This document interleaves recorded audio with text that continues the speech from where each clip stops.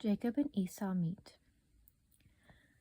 Now Jacob lifted his eyes and looked, and behold, Esau, his brother, was coming, and 400 men with him. So Jacob divided the children among Leah, Rachel, and the 2 maidservants.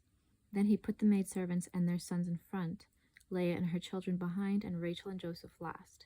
He then crossed over before them and bowed himself to the ground 7 times until he came near to his brother. But Esau ran to meet him, embraced him, and fell on his neck and kissed him. And they wept. Then he lifted his eyes and saw the women and children, and said, "Who are these with you?" He replied, "The children God mercifully gave your servants."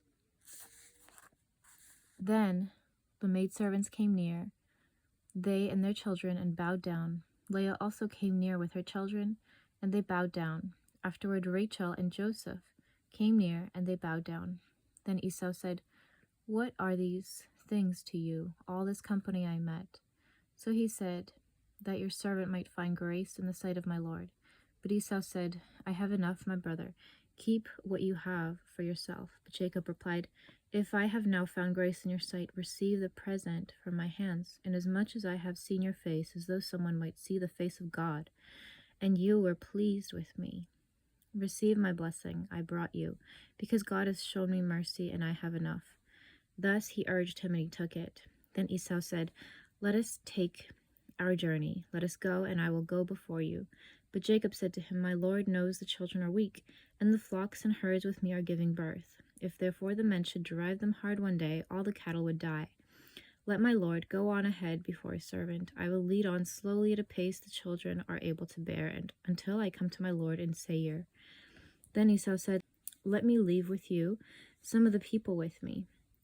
But he said, "What need is there? It is enough that I found grace in my lord's sight." So Esau returned that day on his way to Seir.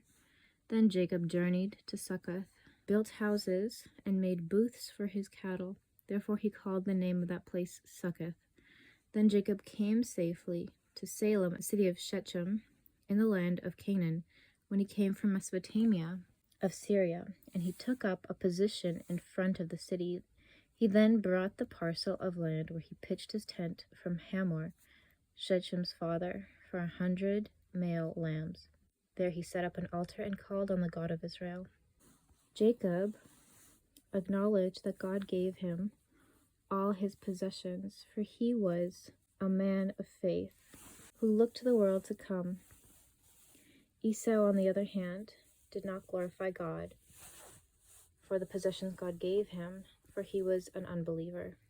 Jacob bought a small piece of land, set up an altar, and called on the true God. The church does the same.